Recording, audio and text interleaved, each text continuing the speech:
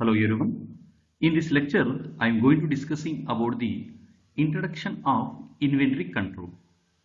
In general, inventory is the storage of the goods for the future use. For example, in our home also, we are storage the few goods or things for the future use. Example is storage of the rice due to uncertainty in cost, and moreover, if we purchase the bulk amount of the rice, we will get the discount in price. So we have to purchase the bulk amount of the rice. Moreover, we have to store for the future use. Let's see the definition of the inventory. That is, the inventory is defined as any ideal resource of an enterprise. It is a physical stock of goods kept for future use. So inventory is the ideal resource which is kept for future use and also has an economic value. According to the Fred Hansman, inventory is an ideal resource of any kind provided such a resource has an economic value. Let's see the what are the ideal resources are. First one is the physical resources such as raw material, semi-finished goods, spare parts, lubricant, etc. Second one is the human resources such as unused labor or manpower. And third resource is the financial resources such as working capital, etc. Let's see some examples of resources maintained for inventory. So for example, manufacturing organization, we are maintaining the inventories are the raw materials, semi-finished goods, spare parts, etc. And hospital, maintain the inventories are the number of beds, stock of drugs, specialized persons. And banks organizations, cash reserves, tellers are the inventories. Moreover, airline company maintaining the inventories are the seating capacity, spare parts, specialized maintenance crew. So these are the examples of the resources maintained for inventory. So next we have to see the what we mean by inventory control. So before maintaining the stock of the goods, we should know what are the factors are considered for an efficient control of the inventory.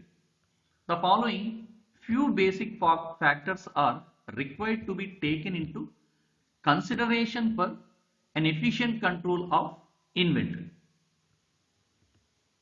First one is the items to be stocked. So we know that when the storage of the goods is expensive, so we have to maintain the as low as possible.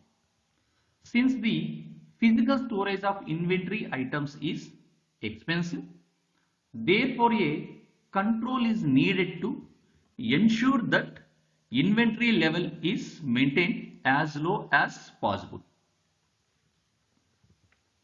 So this implies inventory level of existing item is kept at reasonable level. We have to not maintain the very high level and also we should not to maintain the very low level.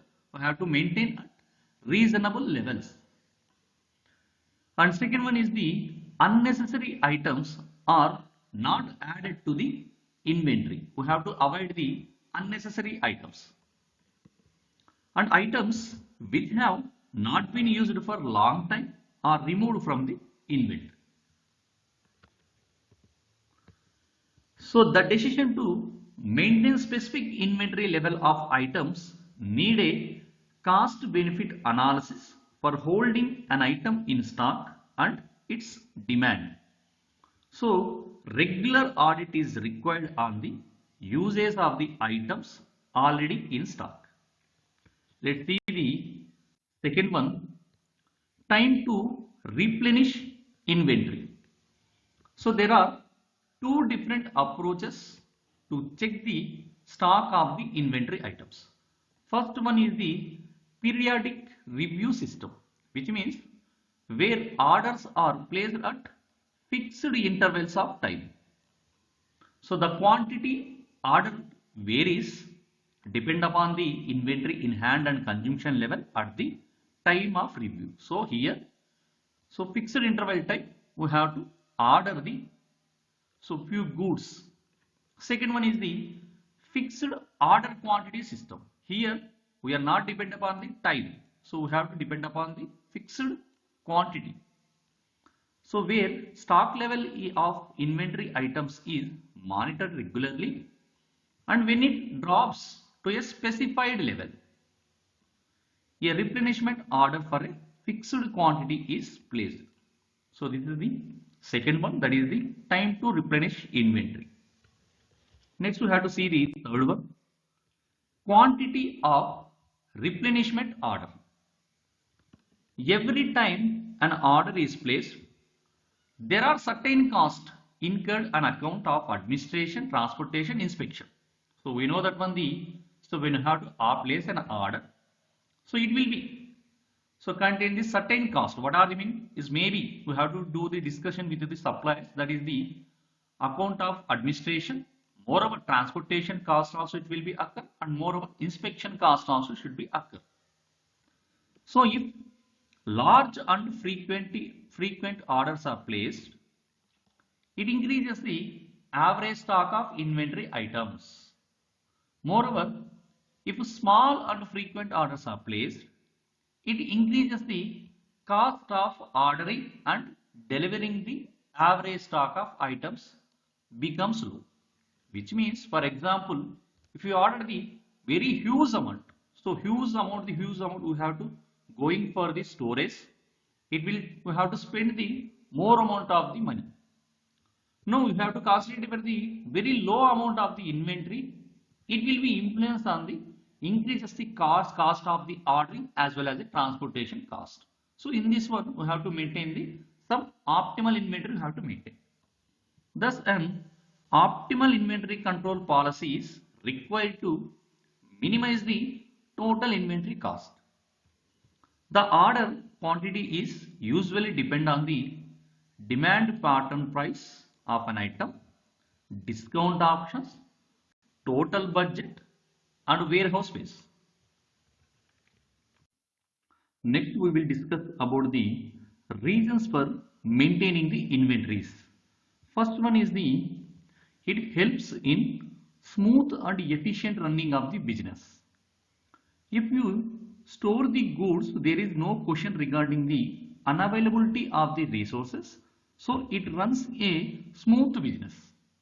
Second one is it provides adequate service to the customers, and third one is it reduces the possibility of duplication of orders, and next one is it helps in maintaining a balance in economy by absorbing some of the fluctuations when the demand of an item fluctuates or is seasonal in nature, which means few goods are fluctuates in demand are available at some seasons only. If we store these kinds of the goods, this helps to maintain a reasonable cost of price. And next one is it helps in minimize the losses due to the deterioration, damage, or etc. It acts a buffer stock when raw materials are received late and sharp rejections are too many. And last one is take advantages of price discount by bulk purchasing. We know that if we purchase the huge amount or bulk amounts, it will be effect on its price of cost due to we will get some discounts on the price of the cost. So next we have to discuss what are the types of the inventories. There are 5 types of inventories are there. First one is the transportation inventories. Second one is the buffer inventories. Third one is the anticipation inventories. Fourth one is the decoupling inventories. And last one is the lot size inventories. Then have to see one by one. First one is the transportation inventories. They arise due to the transportation of inventory items to the various distribution centers and customers from the various production centers is we are calling as transportation inventories. The amount of transportation inventory is depends on the time consumed in transportation and the nature of the demand. Second one is the buffer inventories. These are maintained to meet the uncertainties of demand and supply. Third one is the anticipation inventories. These are built in advance by anticipating or forecasting the future demand. For example, you have to see production of crackers before the Diwali festival. So we are expecting. So at the Diwali time we will get the huge demand for our products, crackers. Then before the Diwali festival only we have to start the production and we have to store these crackers. Another example is the electric fans or coolers before the onset of the summer season. Next one is the decoupling inventories. The inventories used to reduce the interdependence of the various stages of production system are known as the decoupling inventories. And last one is the lot size inventories. Generally, the rate of consumption is different from the rate of production or purchasing. So therefore, the items are produced in larger quantities which result in lot size, also known as the cycle inventories. So these are the types of inventories. Thank you.